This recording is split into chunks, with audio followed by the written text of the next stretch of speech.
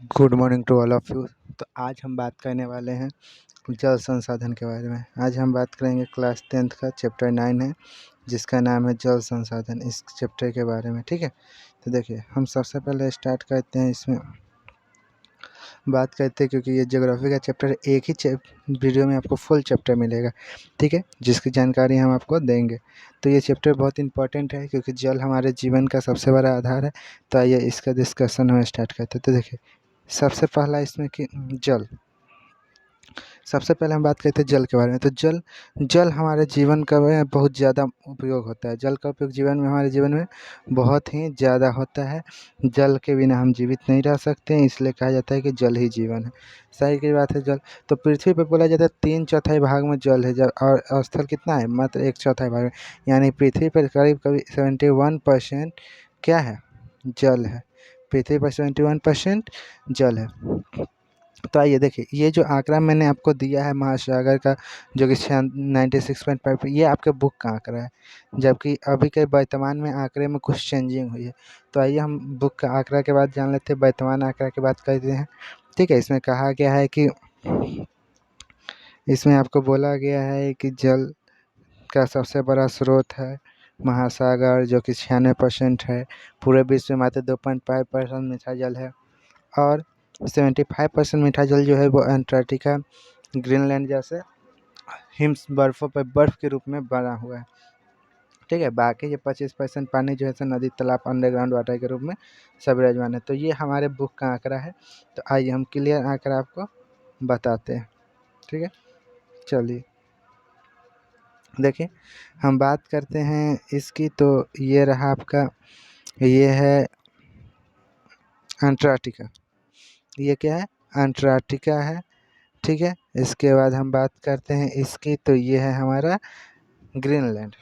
ये है हमारा ग्रीनलैंड। देखिए, यहाँ पे 2 आदमी भी आपको दिखाई दे रहे हैं। इतना बड़ा बर्फीला एरिया है ग्रीनलैंड। और ये रहा हमारा ओशियन। क्या है ये?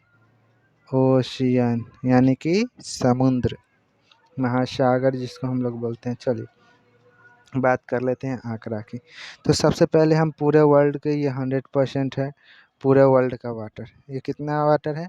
पूरे वर्ल्ड का वाटर है। तो पूरे वर्ल्ड के वाटर की जो कि 100%, इस 100% का 97.5% जो है सो मेराइन वाटर है, यानी कि समुद्री वाटर है, ओशियंस का है। और उसके बाद बाकी इसमें से बचा हुआ जो 97.5 में से बचा हुआ कुछ जो पानी है, वो क्या है? वो फ्रेश वाटर है। तो इसमें से कितना हो जाएगा? तो 5 और 2.5% जो पानी है वो क्या है? Fresh water. आइए, अगर फ्रेश वाटर को हम लोग 100% अगर मानते हैं, तो फ्रेश वाटर का जो अगर 100% लेते हैं हम लोग, तो आइस कैप, यानी कि ग्लेशियर और बर्फ़ के रूप में, किसके रूप में? बर्फ़। अगर बात करें बर्फ़ के रूप में, तो बर्फ़ के रूप में 79% पानी अभी जो एक्यूरेट आंकड़ा है, यानी कि अभी जो करंट चल रहा है, वो करंट की बात करें। और 20% पानी जो है वो अंडरग्राउंड वाटर में है, ठीक है। और 1% पानी जो बचता है, 20% ग्राउंड वाटर का पानी है, और 1% पानी जो बचता है, उस 1% पानी का जो पानी है यहाँ पे, वो है सो झील, तालाब में मिलता है, नदी वगैरह में। देखिए, झील, तालाब में 52%, इधर ये पानी जो मिट्टी में मिलता है, और ये कुछ वेपर बनता है। कुछ पानी जो है सो जहाँ पे ऑर्गेनिज्म रहते हैं, यानी कि जानवर वगैरह, मवेशी वगैरह रहते हैं। और ये पानी का कुछ भाग है जो कि नदियों में पाया जाता है, ठीक है। तो इसको हम यूँ आपको बता देते हैं। देखिए, ये जो पानी वाला पार्ट हो गया, ये नदी वाला पार्ट हो गया, और ये वाला पार्ट हो गया जहाँ पे जानवर रहते हैं जिस पानी में, ठीक है। और बाकी ये पार्ट हो गया जहाँ पे वाटर वेपर बनता है। ये सॉइल के अंदर पानी जाना, ये झील वाला, और ये ज़मीन के अंदर वाला अंडरग्राउंड वाटर। तो आइए हम आगे बात कर लेते हैं इसमें। तो इतना टॉपिक क्लियर हुआ। सबसे पहले हमको जानना है कि जल संसाधन, कि जल क्या है, जल संसाधन का प्रयोग। अब इसमें हम बात कर लेते हैं जल संसाधन के प्रयोग में, कि जल संसाधन क्या है। बात करेंगे हम जल संसाधन।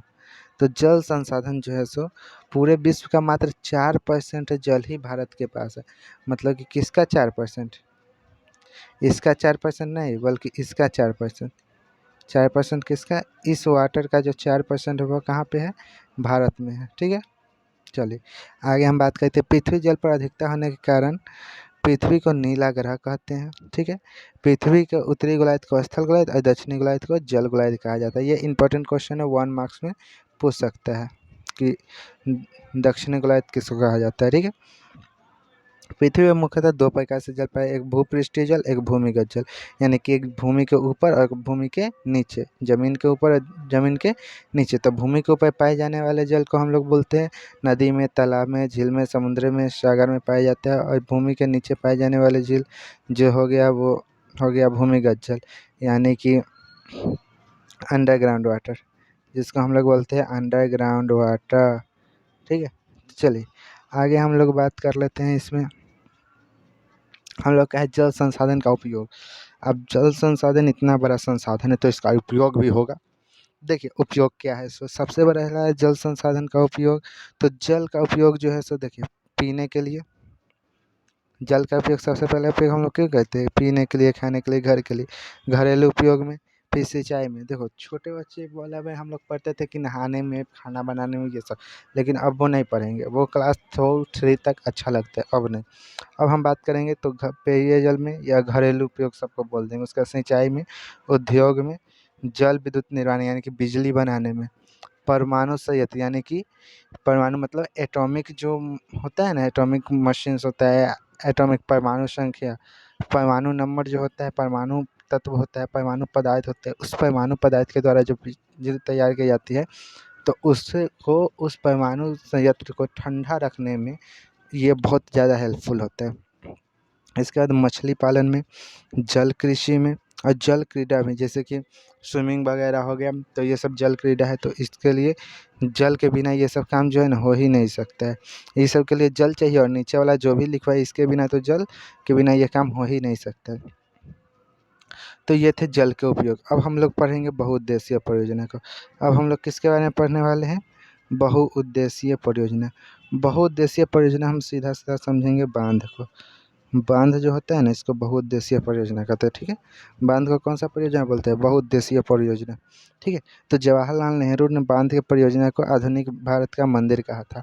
डैम परियोजना को, डैम का जो स्ट्रक्चर होता है, डैम जब बना था भारत में, जो बांध होते हैं, उस बांध को क्या कहा था, आधुनिक भारत का मंदिर। को बहुउद्देशीय परियोजना इसलिए कहा जाता है क्योंकि एक बार में इससे अन्य बहुत सारे काम होते हैं, ठीक है। देखिए यहाँ पे हमने लिखा है कि बहुउद्देशीय परियोजना के अंतर्गत बाढ़ आते हैं। इसके बाद बाढ़ में के जो नदी घाटी है उसमें हीराकुंड बांध, भाखड़ा नंगल, दामोदर, कृष्णा, गोदावरी, सोन, ये सब जगह, ये सब क्या है, ये सब नदी वगैरह पे ये सब बांध का नाम है, ये सब जगह पे बांध बना हुआ है। तो आइए इस बांध के बारे में हम आगे चर्चा करेंगे। देखिए यही हमारा बांध है, ये बांध बना दिया जाता है नदी के आगे और इस तरह से पानी गिरता है नदी में, ठीक है। चलिए बात करते हैं बांध के फ़ायदा की। अगर बांध बनाने पे कुछ फ़ायदा होता है, कुछ नुकसान भी होता है। तो सबसे पहला फ़ायदा जो होता है बांध बनाने का, वो होता है कि बाढ़ पे नियंत्रण हो जाता है। बांध इस एरिया में बांध बन गया तो इसके आगे बाढ़ नहीं आएगी। दूसरा है मृदा अपरदन, मतलब कि मिट्टी का कटाव रुक गया। नहर निकालना, यहाँ से हम नहर निकाल सकते हैं। उसका सिंचाई पे, तो यहाँ से नहर निकालेंगे तो इधर पीने के लिए, सिंचाई के लिए इस एरिया में पानी आ जाएगा, ठीक है। इसके बाद विद्युत उत्पादन, इससे बिजली तैयार करेंगे। और मत्स्य पालन यानी कि मछली पालन करते हैं। कैसे करते हैं ये मैं अभी बताता हूँ। देखिए ये रहा,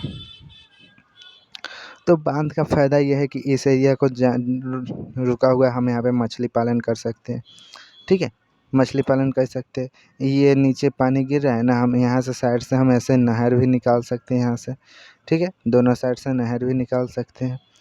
इसके अलावा बिजली तैयार होना, तो देखिए बिजली तैयार, तो ये जो पाइप है ना, इसमें क्या किया जाता है कि ऊपर से पानी रोक दिया जाता है और पानी को नीचे से छोड़ा जाता है। कहाँ से, नीचे से छोड़ा जाता है। यहाँ पे टरबाइन लगा होता है और इधर से पानी जो है सो इधर से आता है, इस टरबाइन में पानी घुसता है। कहाँ पे घुसता है, यहाँ से पानी इस पे, और टरबाइन घुसने का क्या, टरबाइन गोल गोल ऐसे नचता है, ऐसे गोल गोल, और फिर पानी ये निकाल देता है। जब पानी आता है तो इसको नचाते हुए पानी कहाँ चले जाता है, बाहर चल जाता है। और ये जितना नचता है उतना यहाँ पे डायनमो लगाता है, डायनमो नचता है, यहाँ से बिजली निकलती है, बिजली इसमें बनती है।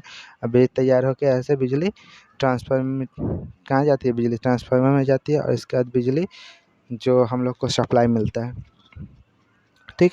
तो इसके बाद हम बांध के कुछ नुकसान के बारे में बात कर ले। तो फ़ायदा तो जान गए, तो किसी चीज़ का अगर कुछ फ़ायदा होता है तो कुछ नुकसान भी होता है। तो इसका बाढ़ का खतरा बढ़ जाता है। क्या हो जाता है इससे? बाढ़ का खतरा बढ़ जाता है। प्रदूषित होते हैं, मतलब कि जल जो होते हैं प्रदूषित होते हैं, मछलियों की कई प्रजाति समाप्त हो जाती है, गाँव खाली करवा दिए। अब मतलब इधर समझिए, अगर हम बात कर लेते हैं इसकी, तो जैसे कि हमने बोला इस एरिया में, तो भाई इस एरिया में अगर कोई प्रदूषण फैलेगा तो मछली की प्रजाति खत्म हो, क्योंकि मछली इधर से इधर आ नहीं सकती, तो यहाँ की जो प्रजाति होगी मछली की वो प्रजाति खत्म हो जाएगी। इसके बाद हम बात करेंगे कि इस एरिया में जो भी गांव वगैरह है इधर के, वो सब गाँव को खाली करवा दिया जाएगा। ये भी एक क्या है, नुकसान है। ठीक है। इसके अलावा हम बोल रहे हैं कि पानी प्रदूषित हो जाता है। तो पानी आया तो पानी तो यहाँ पे रुक जा रहा है, पानी इसके आगे जा रहा है लेकिन कम मात्रा में। तो यहाँ पे बांध बनने के कारण जो भी कचरा है वो कचरा कहाँ पे आ जाएगा, यहीं पे आकर के जमा हो जाएगा, और जमा होने के कारण क्या हो जाता है, ये पानी जो है सो प्रदूषित हो जाएगा यहाँ का। तो ये सब क्या है, बांध के नुकसान है। ठीक है। तो चलिए आगे हम लोग बात करते हैं इसमें बांध के नुकसान।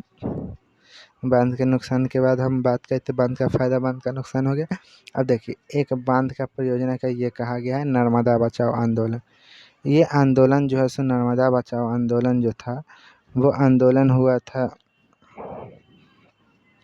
गुजरात में।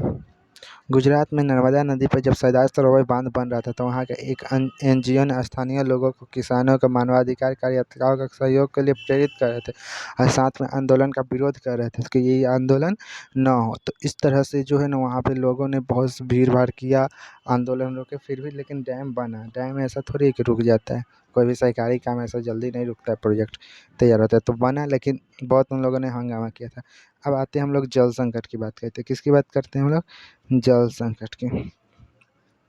तो स्वीडन के जो जल संसाधन विशेषज्ञता है, ठीक है, स्वीडन के जल विशेषज्ञता जो है फॉल्कन मॉर्क, उनके अनुसार जो है ना प्रति व्यक्ति को अगर 1000 घन मीटर से कम पानी मिलना शुरू हो जाए तो इसका क्या कहेंगे, जल का अभाव कहेंगे। 1000 मीटर से कम मिलना शुरू हो जाए तो जल का अभाव। भारत में अभी 1300 के करीब है। भारत में कितना है अभी, 1300 के करीब है प्रति व्यक्ति का। ठीक है। तो सबसे पहले जल संकट का कारण अपर्याप्त वर्षा, यानी कि वर्षा का टाइम पे ना होना। कभी ज़्यादा हो जाती है तो क्या हो जाता है, ज़्यादा वर्षा हो गया तो बेचारा बाढ़ ला जाता है, और कम वर्षा में सूखा रहता है। इसका जनसंख्या वृद्धि, उसका सिंचाई करने में के कारण जल की कमी होती है, भूमिगत जल की कमी होने के कारण सबसे ज़्यादा। और नदी जल जब प्रदूषित होता है तो भी हमारे जल का प्रदूषण बढ़ता है। जैसे कि अपर्याप्त बारिश का होना, जनसंख्या बढ़ेगा तो भी जल की कमी होगी। सिंचाई जितना ज़्यादा करेंगे उतना ज़्यादा जल की बर्बादी होती है। भूमिगत जल में कमी होना, जैसे कि शहरों में क्या होता है कि नीचे रोड कंक्रीट के बना दिया जाता है, तो पानी नीचे सोखते नहीं है, जिसके कारण क्या होता है कि पानी ऊपर से ही इवेपोरेट हो जाता है, यानी कि बाष्प बन के उड़ जाता है। तो बाष्प बन के उड़ने के कारण जो होता है सो जल की कमी हो जाती है, और उसका नदी जल जब प्रदूषित हो जाते हैं तब क्या हो जाता है, पानी की कमी होती है। ठीक है। तो जल संरक्षण के प्रबंधन की आवश्यकता। तो देखिए जल संकट को देखते हुए सरकार ने सितंबर 1987 में राष्ट्रीय जल नीति की योजना बनाई थी। कब बनाई थी, सितंबर 1987 में। उसके बाद फिर 2002 में इस परियोजना में संशोधन किया गया, जिसमें कहा गया जल की उपलब्धता को बनाए रखना है, जल को प्रदूषित होने से बचाना है, और प्रदूषित जल को साफ करके उपयोग में लाना है। प्रदूषित जल को साफ करके क्या करना है, उपयोग में लाना है। ठीक है। तो इसके बाद हम टॉपिक की बात आगे करते हैं। तो इसमें हमको 3 चीज़ मेनली इसमें जल संसाधन के रूप में पढ़ना था, जो है ये तीनों, जिसमें से हम बात करते हैं इसके बारे में। तो सबसे पहला भूमिगत जल की पुनः पूर्ति। तो इसके अंतर्गत कहा गया है कि भूमिगत जल की पुनः पूर्ति करे तो कैसे करें। जैसे कि बारिश हुई तो इस एरिया में जो है सो क्या हो, जो भी मिट्टी का एरिया है तो यहाँ पे जो भी पानी है वो पानी क्या होगा, ऊपर से नीचे बारिश होगा तो पानी नीचे की ओर जाएगा, तो वही पानी जो है सो भूमिगत जल बनेगा। तो इसके लिए कहा गया पेड़ पौधे अधिक लगाए, ताकि मिट्टी का कटाव ना हो, तो मिट्टी का कटाव नहीं होगा। और पेड़ पौधे क्या करेंगे, मिट्टी के पानी का नमी को बनाए रखेंगे, लेवल को बनाए रखेंगे, बारिश ज़्यादा होगी। और रोड पर कंक्रीट वगैरह का एरिया कम करे, जिससे कि ये जो होता है सब भूमिगत जल की ज़्यादा से ज़्यादा बन पाए। उसके बाद दूसरा हम बात करते हैं जल संभर प्रबंधन की। किसकी बात करते हैं हम लोग, जल संभर प्रबंधन। तो जल संबंध प्रबंधन ये कहता है आपको कि वैसा पानी, जैसे कि कहीं बारिश हुआ, ठीक है, तो बारिश हुआ, मान लीजिए कि ये एरिया में बारिश हुआ है, तो बारिश में यहाँ पे पानी जमा हुआ है, तो इस पानी का जो पुनः यूज होता है ना, वही क्या कहलाता है, जल संभर प्रबंधन का। यानी कि इस पानी को हम खेत में पटा लिए, इस पानी को मवेशी को नहा दिए इस पानी से, ठीक है, खेत में पटा दिए इस पानी को, इस पानी से अन्य काम कर लिए जैसे कपड़ा धोना वगैरह हो गया। तो ये जो जमा हुआ पानी का जो यूज हुआ, यही यूज क्या कहलाता है, जल संभर प्रबंधन कहलाता है, ठीक है। इसके बाद हम बात करेंगे तकनीकी विकास की। किसकी बात करेंगे हम लोग, तकनीकी, यानी टेक्नोलॉजी का जितना ज़्यादा यूज करना चाहिए उतना ज़्यादा फ़ायदा होगा। तो टेक्नोलॉजी में पानी का यूज सबसे पहला ड्रिप सिंचाई, माइक्रो स्प्रिंकल और सीढ़ीनुमा खेती। तो ये क्या है, ये देखिए हम आपको बताते हैं। इधर देखिए, इसमें हम मैंने रखा है, यहाँ पे है माइक्रो, ये है माइक्रो स्प्रिंकल, एक मिनट, ये है माइक्रो स्प्रिंकल, ठीक है। इसको क्या बोल देंगे, माइक्रो स्प्रिंकल, और इसको बोल देंगे हम लोग दूसरा, ये जो है, ये क्या था यहाँ पे, दूसरा नंबर था हमारा ड्रिप सिंचाई और सूक्ष्म फुहारे है ना, तो इसको हम बोलेंगे ड्रिप सिंचाई। ये क्या है हमारा, ड्रिप सिंचाई। तो देखिए ड्रिप सिंचाई में क्या होता है, एक पानी का सोर्स बना दिया जाता है और यहाँ से पानी का पाइप लगा दिया जाता है, और ये पाइप जो होता है उसे दोनों तरफ से ऐसे ऐसे ऐसे ऐसे ऐसे पाइप लगा दिया, दोनों तरफ से पेड़ के पास ऐसे ऐसे पाइप बांट दिए। इसको क्या बोलेंगे, ड्रिप सिंचाई, कि ये ड्रिप करके सिंचा है। और ये माइक्रो स्प्रिंकलर में एक पाइप ऐसा लगा देता है मोटा, ठीक है, ऐसे पाइप लगा दिया, और इस पाइप में जो होता है ना छेद होता है, और पानी पूरे प्रेशर से आते, तो ये उड़ करके ऐसे ऐसे जाएंगे, उड़ करके ऐसे ऐसे जाएंगे, तो ये क्या कहलाएंगे, माइक्रो स्पंज। देखिए ये माइक्रो स्पंज है और ये ड्रिप से चाहिए, इसलिए मैंने आपको डायग्राम बना के दिया है ताकि आपको समझने में कोई परेशानी ना हो, ठीक है, इसलिए मैंने डायग्राम बना के दिया ताकि आपको समझने में दिक्कत ना हो। तो ये है माइक्रो स्प्रिंकल और ये है ड्रिप से चाहिए, इतना क्लियर हुआ। चलिए अब हम नेक्स्ट में बात करते हैं सीधी नुमा खेत की। जो बचा हुआ हमारा कौन था, सीधी नुमा खेत। तो सीधी नुमा खेत क्या है, आइए हम देखते हैं सीधी नुमा खेत को। यही है हमारा सीधी नुमा खेत। ये क्या है हमारा, सीधी नुमा खेत। अब सीधी नुमा खेत क्या होता है, जो सीढ़ी के आकार का खेती किया जाता है इसी को सीधी नुमा खेत कहते हैं। अब इसमें टेक्नोलॉजी का काम इसलिए ऐसे करेगा कि हम यहाँ पे पानी डाल देंगे, या यहाँ पे बारिश हुई तो धीरे धीरे धीरे धीरे नीचे तक पानी आएगी, और पूरे के पूरे खेत में क्या हो जाएगी, सिंचाई हो जाएगी। एक ही जगह पानी डालने पर पानी की बर्बादी भी नहीं होगी और सिंचाई भी हो जाएगी, इसी को कहते हैं सीधी नुमा खेती, ठीक है। चलिए नेक्स्ट बोलते हैं जल संसाधन। तो जल संसाधन में हम लोग बात करते हैं जल, वर्षा जल का संग्रहण और उसका पुनः चक्र, यानी कि पुनः फिर से वर्षा का निर्माण कैसे हो, वर्षा जल का, ठीक है, इसी के बारे में हम लोग बात करते हैं कि वर्षा जल का निर्माण फिर से कैसे हो। देखिए वर्षा जल संग्रहण एवं पुनः चक्रण में इसका मुद्दे से वर्षा का जल संग्रहण करना, यानी कि वर्षा के जल को जमा करना, ठीक है। इस परियोजना का उपयोग सबसे ज़्यादा राजस्थान और गुजरात के लोगों में हुआ था, गुजरात के राज्यों में होता है, ठीक है। इसमें छत जल का प्रचलन कहाँ पे है, मेघालय में, और तमिलनाडु राज्य में भी छत जल का सबसे ज़्यादा उपयोग होता है। तो ये छत जल जो है जो गुजरात और तमिलनाडु में हुआ था, और साथ साथ राजस्थान में भी होता है, और मेघालय जैसे बारिश वाले एरिया में भी होता है। तो आइए इसके बारे में हम लोग देखते हैं कि ये कैसे होता है। देखिए ये जब छत पर बारिश जो होती है, छत पे क्या होती है, बारिश हो रही, तो ये समझो कि ये क्या हो रही है, बारिश हो रही है, ये पूरा बारिश हो रही है। तो जब बारिश हो रही है तो बारिश में क्या किया जाता है कि आगे से जो छत के छप्पर से जो पानी गिरता है, वो पानी के आगे क्या लगा दिया है, ये पाइप लगा दिया कंटेनर टाइप का, या पूरा पानी ऐसे गिरेगा इसमें, और यहाँ पे नीचे आगे से बंद करके नीचे छेद कर दिया गया, यहाँ सब इस पाइप में आएगा, इस पाइप के थ्रू पानी ऐसे आएगा, और ऐसे आकर के यहाँ पे टंकी बना होता है, इस पानी में टंकी पानी भर जाएगा, और इस पानी का में जब भर गया टंकी में पानी, तो इस पानी का फिर से निकाल करके क्या कर दिया जाएगा, रीयूज कर दिया जाएगा, इस पानी का फिर से रीयूज कर दिया जाता है। और यही हमारा जो कहलाता है, यही क्या कहलाता है हमारा, यही कहलाता है छत जल संग्रहण। यही क्या कहलाता है, छत जल संग्रहण, इसी को बोलते हैं छत जल संग्रहण। ठीक है, चलिए इसके बाद हमारा एक टॉपिक जो बचा हुआ था उस टॉपिक को भी देख लेते हैं, जिसका नाम है सोन परियोजना। बिहार की यह सबसे बड़ी नदी घाटी परियोजना है। ठीक है, और यह परियोजना 1874 ईस्वी में बनाई गई थी सोन नदी पे। ठीक है, इसमें पूरब एवं पश्चिम में दोनों तरफ नहर निकला। ये जैसे कि ये बना हुआ है डैम ना, तो इधर और इधर दोनों नहर निकला हुआ है, पूरब की ओर भी और पश्चिम की ओर भी। ठीक है, और जिसकी लंबाई करीब करीब 130 किलोमीटर है। दोनों एरिया में कितनी है लंबाई इसकी? 130 मीटर। इस नहर में लगभग 3 लाख हेक्टेयर भूमि पर सिंचाई होती है। इस नहर से कितनी भूमि पर सिंचाई होती है? 3 लाख हेक्टेयर भूमि पर सिंचाई होती है। और इसी सिंचाई के कारण इसको चावल का कटोरा कहा जाता है। इस एरिया को क्या कहा जाता है सिंचाई के कारण? चावल का कटोरा। ठीक है, क्योंकि ये जो जगह जहाँ पे सिंचाई हो रही है, ये जगह पहले सूखा से ग्रस्त था।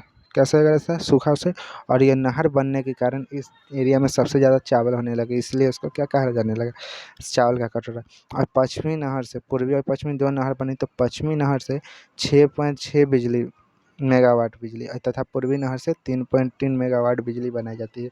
यानी कि दो तरफ का नहर निकाला गया जो डैम से, तो दोनों तरफ में क्या किया जाएगा? बिजली का परियोजना डाला गया और दोनों तरफ से बिजली बनाया गया। तो पूर्वी नहर से 3.3 मेगावाट और पश्चिमी नहर से 6.6 मेगावाट की बिजली बनाई जाती है। तो यही इतना था आज हमारे जो यही इतना था जो हमारे ये है जल संसाधन चैप्टर में था। इसके बाद जो है सो हमारा इस चैप्टर में अब कुछ पढ़ने के लायक, इसमें जो भी हमारा चैप्टर था ये हमारा कंप्लीट हो चुका है। इसमें हम जो भी थे पूरा हम क्लियर कर चुके हैं जल संसाधन में। तो ये चैप्टर आपका होता है एंड, ये जो चैप्टर है आपका होता है एंड, यानी कि ओवर हो चुका है ये चैप्टर। और इस चैप्टर में जो भी आपने इंपॉर्टेंट चीज़ पढ़ा होगा है वो मुझे आशा है कि आप लोगों को अच्छे से याद हो रहा होगा, अच्छे से समझ में आया होगा। और आपको नेक्स्ट अगर आपको बाकी के भी सब टॉपिक को जानना है तो आप इसके लिए कमेंट करें और कुछ वीडियो आपको नेक्स्ट भी मिल जाएंगे। ठीक है, और बाकी जो भी वीडियो पहले बना हुआ है उसको भी जाकर देखें और आपको, ताकि इसको आपको और भी ज़्यादा हम जल्दी से जल्दी चाहेंगे कि हम पूरे 10th का चैप्टर जो है ना पूरे 10th का हम सिलेबस कवर कर दें, पूरे क्लास 10th का। ठीक है, ओके, गुड बाय।